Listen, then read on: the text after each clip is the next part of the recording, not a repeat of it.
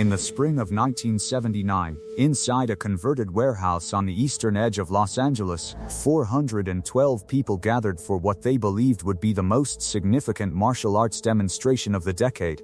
The building had been rented for 3 days. The mats had been shipped from Japan. The air smelled of cedar and fresh canvas and the particular kind of anticipation that collects in a room when people believe they are about to see something that cannot be unseen. The man standing at the center of the floor was 26 years old. He weighed 219 pounds. He stood 6 feet and 2 inches without shoes, and he was not wearing shoes. And his feet on the mat made no sound when he moved because he had learned to move that way before he was old enough to vote. His name was Ren DeRoches. He held a 4th degree black belt in Kyokushin Karate, a 2nd degree in Judo, and he had spent 11 of his 26 years inside training halls in Montreal, Tokyo and Rotterdam. He had not lost a sanctioned bout in 4 years. He had not lost an unsanctioned one in longer than that. The record was printed on a single sheet of paper that his manager had distributed to the journalists in the 3rd row, and 3 of those journalists had read it twice. DeRoches was not the kind of man who performed for crowds. He was the kind of man who trained in the dark and let the results speak in public. That quality, more than his size or his record, was what had filled 412 seats on a Tuesday evening, in a warehouse that had no air conditioning, and only 40% of its overhead lights functioning. People had come to watch a man who did not need an audience. That is a different kind of magnetism entirely. In the next 10 seconds, the 412 people in that warehouse would believe, with complete certainty, that they had watched Chuck Norris lose. They were wrong. Every one of them. Nobody in that building understood what they were actually watching. The men closest to the mat would spend the rest of their lives revising the story. The ones who revised it most were the ones who had been standing near enough to feel it. Ren DeRoches had been preparing for this evening for 7 weeks. He had not slept well in the final 3 days. The reason was not anxiety. Anxiety implies uncertainty, and DeRoches had removed uncertainty from the equation with precision and patience. He had watched footage, he had studied the angles, he had spoken to 4 men who had trained alongside Chuck Norris at the Tang Soo Do Academy in the early 1960s, and all 4 had given him the same description of the same technical tendency, and DeRoches had built a 7-week training block around exploiting that tendency in front of witnesses. He had rehearsed the opening exchange until the movement lived in his body and not in his mind. He had rehearsed the follow-through. He had rehearsed the 8 words he planned to say when it was over. He had rehearsed all of it, and when a man has rehearsed that thoroughly, the rehearsal begins to feel like memory. He stopped being nervous because he stopped being uncertain. That is a dangerous condition in a man of his ability. Certainty in a fighter of that caliber is not hubris, it is fuel. He moved through his warm-up without hurry. The journalists watched. The tournament officials watched. The 412 people in the seats watched, and the specific quality of the silence in that room was the silence of people who recognized that the man on the mat was not performing for them. Then the side door opened. The man who came through it was wearing a pale gray windbreaker over a white cotton shirt. He was 40 years old. He was not the tallest man in the room. He was not the heaviest. He had driven from a suburb in the San Fernando Valley, and the drive had taken longer than expected because of construction on the 101, and he had not changed clothes. He was wearing the same street shoes he had worn to breakfast. He had a cup of coffee from a gas station and he finished it before he came through the door. And he set the empty cup on the ledge inside the entrance. And he did not look for a seat in the front. He found 2 empty seats in the 4th row. And he sat in the one closer to the aisle, and he set his windbreaker on the one beside him, and he watched the man on the mat with a particular quality of attention that looks, from a distance, like disinterest. His name was on the program. Not prominently. He was listed as a guest observer alongside a judo coach from Pasadena and a film stunt coordinator named Harold Gaines, who had worked on 11 features and knew most of the people in the room professionally. Chuck Norris was on the program the way a fact is present in a document. He was there because he had been invited, and because he considered it important to watch men of genuine skill do their work. Ren DeRoches saw him come in. The 7 weeks of preparation did not change. The training block did not change. But something in the room changed. The way a room changes when a pressure system moves through without announcing itself. And 3 of the journalists in the 3rd row looked up from their notebooks without knowing why. The demonstration began at 7:41 in the evening. DesRoches worked through a kata sequence first, and it was extraordinary. The 219 pounds moved with a fluency that made several people in the audience recalibrate their understanding of what a body could do at that weight. The kata took 11 minutes. When it was finished, a man in the 2nd row began to applaud and then stopped, because no one else had started, and the silence felt more accurate than applause. DesRoches broke 3 boards. He broke them with his left hand, because his left hand was the weaker one, and breaking them with the weaker hand in front of this audience made a specific point that everyone in the room understood without being told. He did not look at the boards when he broke them. He looked at a fixed point on the wall behind the judge's table. And the boards broke, because boards break when a man of his conditioning decides they should. Then he took the microphone. The microphone was a standing model near the edge of the mat. DesRoches walked to it without hesitation. He was not a man who gave speeches. That was known. His manager was seated in the 1st row, and his manager looked down at his own hands when DesRoches reached for the microphone, because his manager had known this was coming, and had said what he was able to say about it, and had not been heard. DesRoches stood at the microphone for a moment without speaking. The room went very quiet. He said that he had been told there was a man in the audience who was considered, by some, to be the standard by which American martial artists should be measured.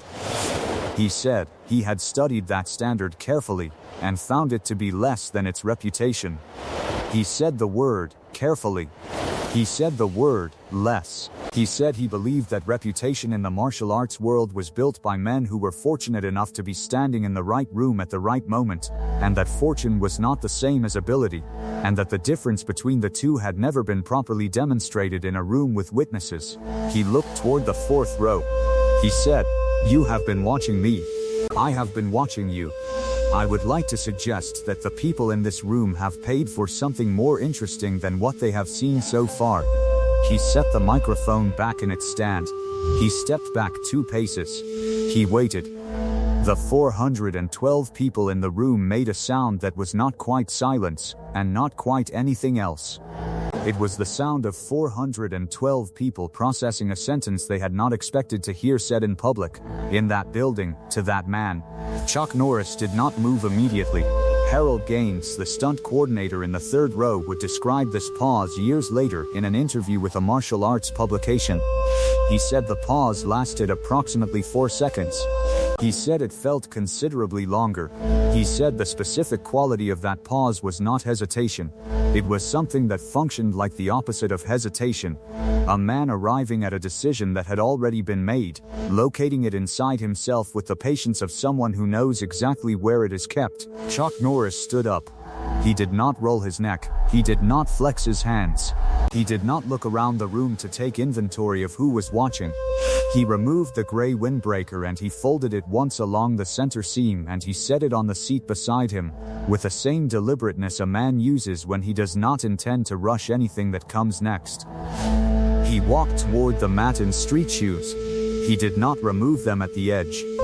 He stepped onto the canvas in the same shoes he had worn to breakfast, and the journalists in the 3rd row watched him do it, and 2 of them wrote something in their notebooks and one of them did not write anything, because she had stopped breathing in the particular way people stop breathing when they understand that the thing they came to see is about to become something else entirely.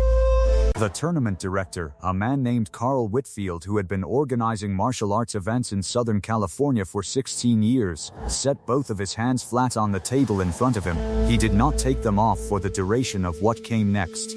Row by row, a recognition moved through the audience. Not a wave exactly, something slower and more certain. A current that moved through standing water rather than over it. The people in the 4th row had known since he sat down. The people in the 7th row understood when he stood. By the time he reached the edge of the mat, the back row knew. And what the back row felt was not excitement. It was something closer to the feeling of being present when a document is being signed that you will want to say you witnessed. The man at the microphone had just issued a challenge to a 6-time world champion in front of 412 people, a working press and a tournament official with 16 years of experience who would later say, in the same martial arts publication interview as Harold Gaines, that he had seen many things on many mats, and the moment Chuck Norris set his folded jacket on that chair was the moment he understood that De Roches had already lost. He just did not know it yet. If you want to know exactly what happened in the next 10 seconds, make sure you are subscribed and tell us in the comments where in the world you are watching this from. The story does not get easier from here. Chuck Norris stopped at the center of the mat. De Roches was 11 feet away. He had closed to 8 feet by the time Norris stopped moving. That gap, those 3 feet of unclosed distance, was the first piece of information De Roches received. And it was a piece of information he had not prepared for. He had prepared for a man who would crowd him. He had prepared for the tendency his 4 sources had described, a slight preference for closing range quickly, and establishing contact early, working from the inside where a heavier fighter can use weight as leverage. De Roches had built 7 weeks around a man who would close that distance. Chuck Norris did not close it. He stopped at 11 feet and he stood without any particular readiness in his posture, and De Roches looked at him the way a man looks at a map when he realizes the landmarks do not match. A fight is not 2 men hitting each other. A fight is a conversation about distance, and the first statement in that conversation is made by the man who chooses the range. De Roches had intended to make that statement. He had rehearsed it. He had trained for 7 weeks to make it. When Chuck Norris stopped moving at 11 feet and said nothing with his body about the range he preferred, De Roches found himself answering a question that had not been asked the way he had expected it to be asked. He came forward. Second one. De Roches covered 4 feet in a movement that had been rehearsed until it was mechanical. The left hand came up in what appeared to be a conventional guard. And it was a conventional guard. And that was the point. The conventional guard was a door. What waited behind it was 7 weeks of preparation and a specific technique that his body knew the way his body knew how to breathe. His right hip loaded almost imperceptibly. The tournament director's hands pressed harder against the table. Chuck Norris had not moved. Second 2. De Roches closed the remaining 3 feet, and the technique came. It was a right side thrust kick, aimed at the solar plexus, thrown from a range of approximately 30 inches, thrown with the full rotation of his 219 pounds behind it, thrown with the precision of a man who had thrown that exact technique, at that exact range against that exact anticipated posture approximately 800 times in the preceding 7 weeks. Harold Gaines, in the 3rd row, saw it leave. It did not land. Chuck Norris moved 4 inches to the left. 4 inches. Not back, not away, to the left. The kick passed through the space he had just vacated, and the momentum of 219 pounds fully committed to a technique that found no target traveled into the universe without meeting any resistance.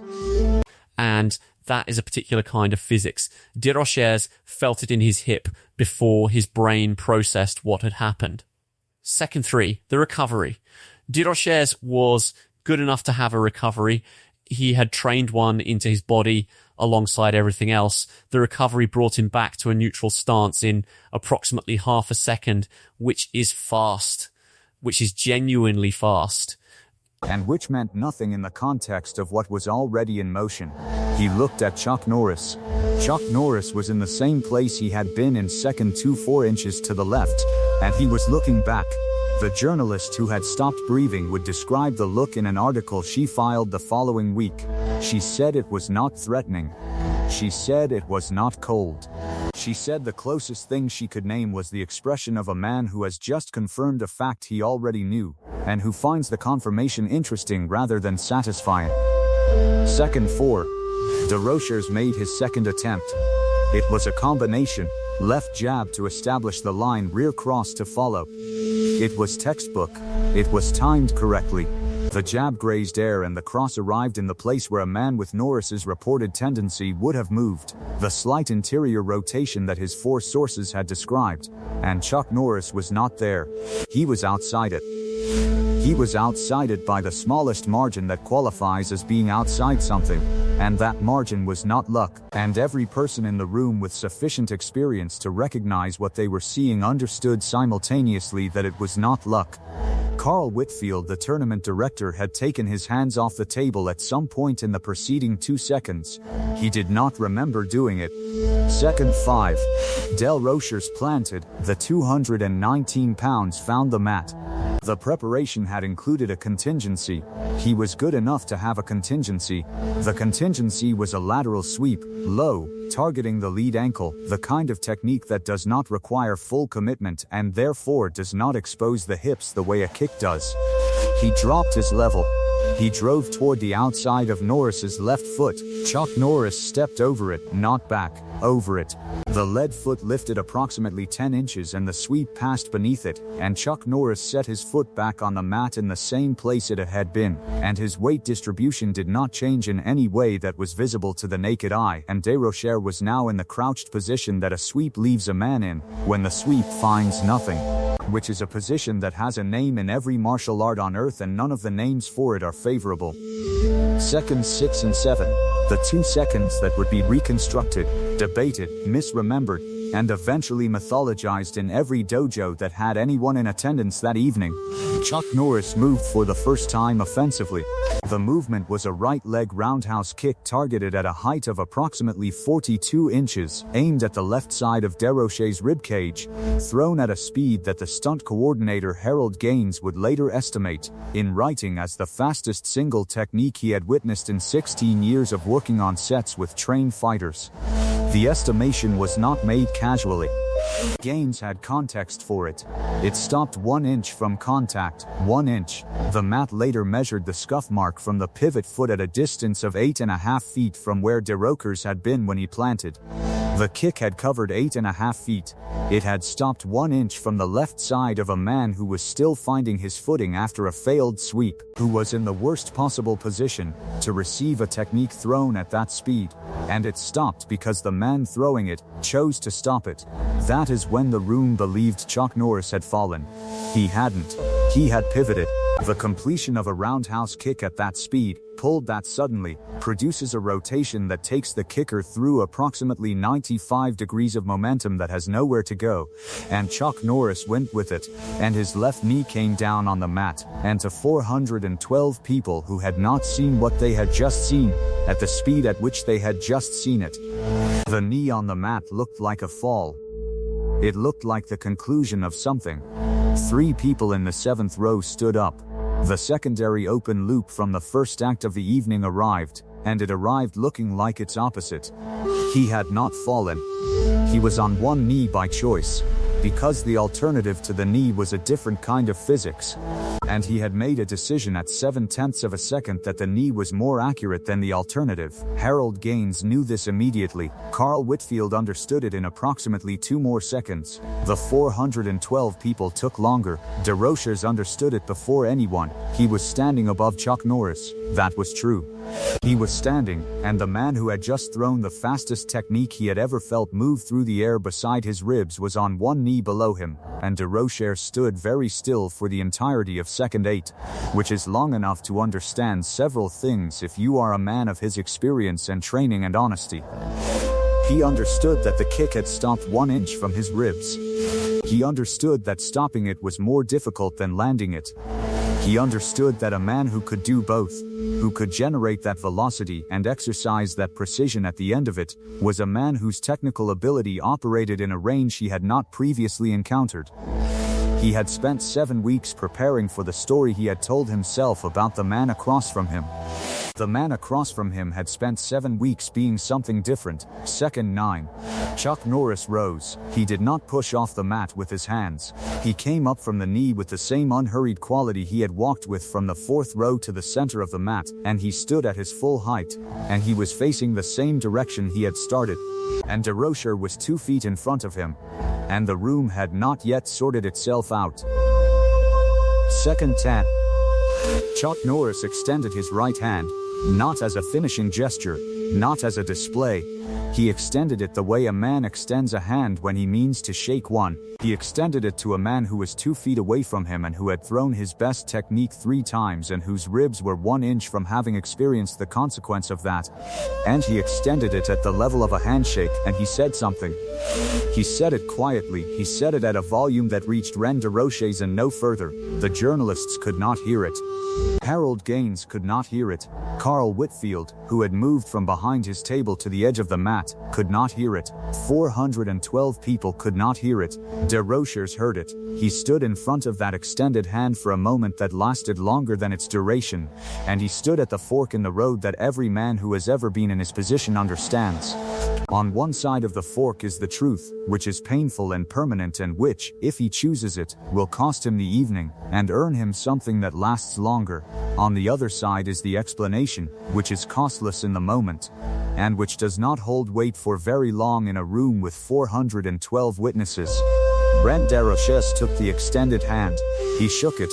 He held it for a moment after the shake, the way you hold something you did not expect to respect. He looked at Chuck Norris and said something in return. 3 words. Carl Whitfield, who was closest, did not hear those either. Then Ren DeRoches walked to the edge of the mat, and he retrieved a towel from his bag, and he pressed it against his face, and he stayed that way for a while. Which is the particular posture of a man who is reorganizing his understanding of several things at once. Harold Gaines stood up. He was the first one. He began to applaud.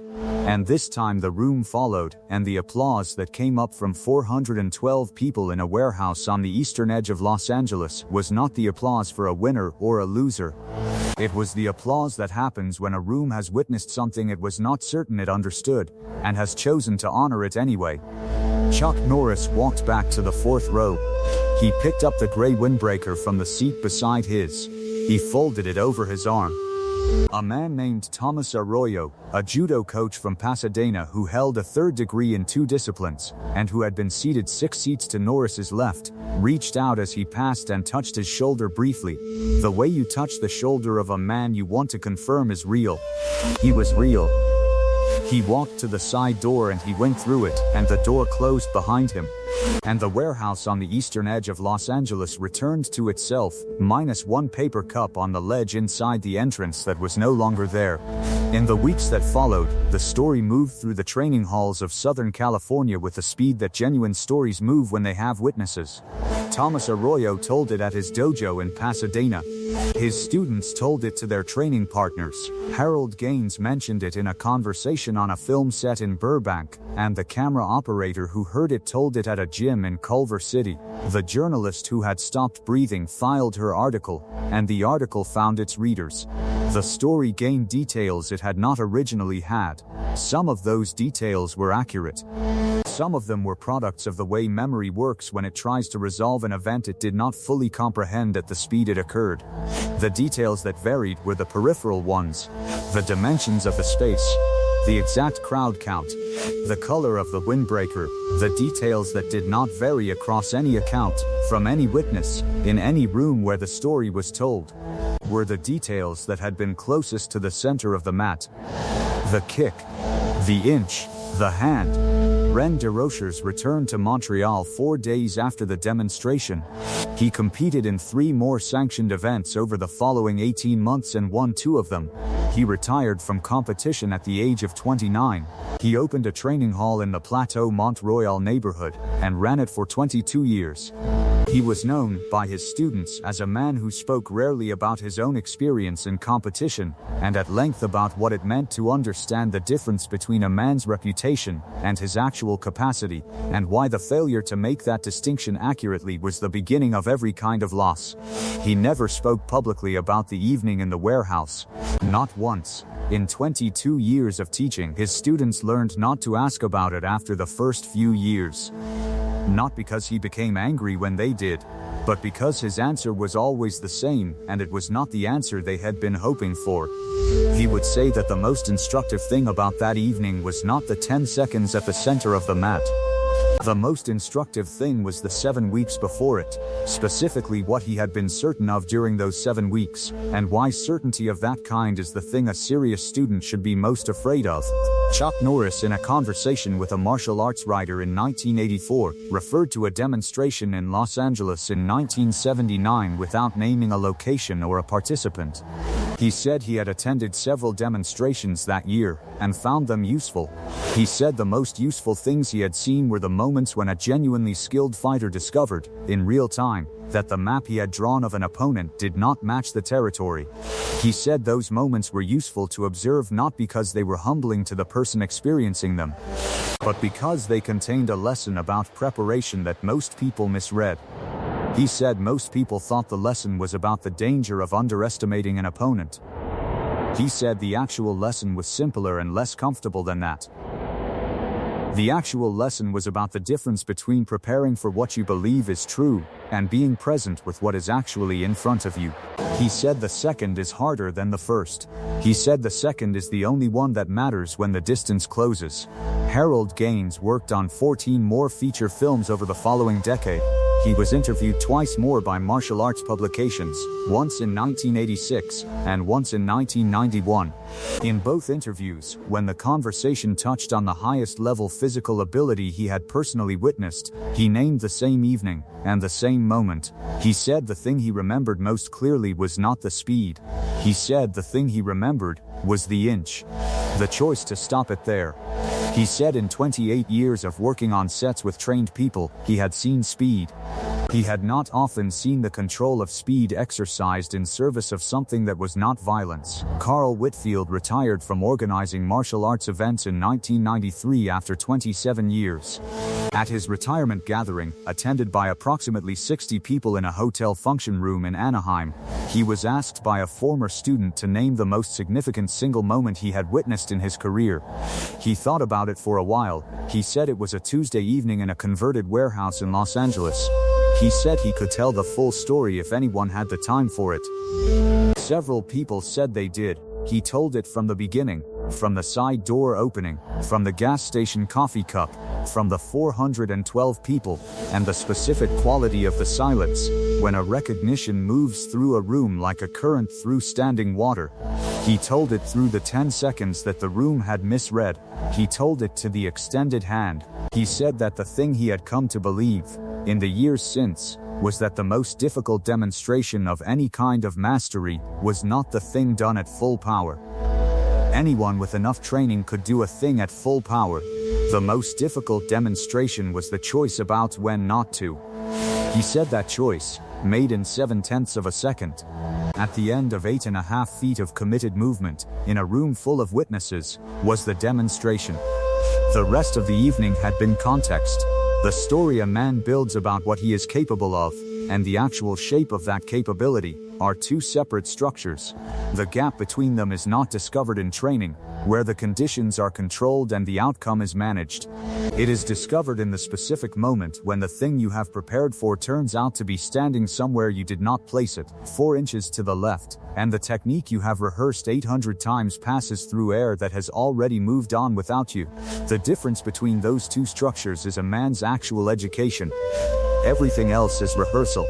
Next week, we turn to a morning in San Francisco in 1983, when a well-known actor walked into a gym he had not been invited into, and told the instructor something that made every person present go quiet, and what the instructor said in return, which no one repeated exactly right for 30 years, and which the actor himself confirmed, at the end of a long career, was the truest thing he had heard said to him in a room.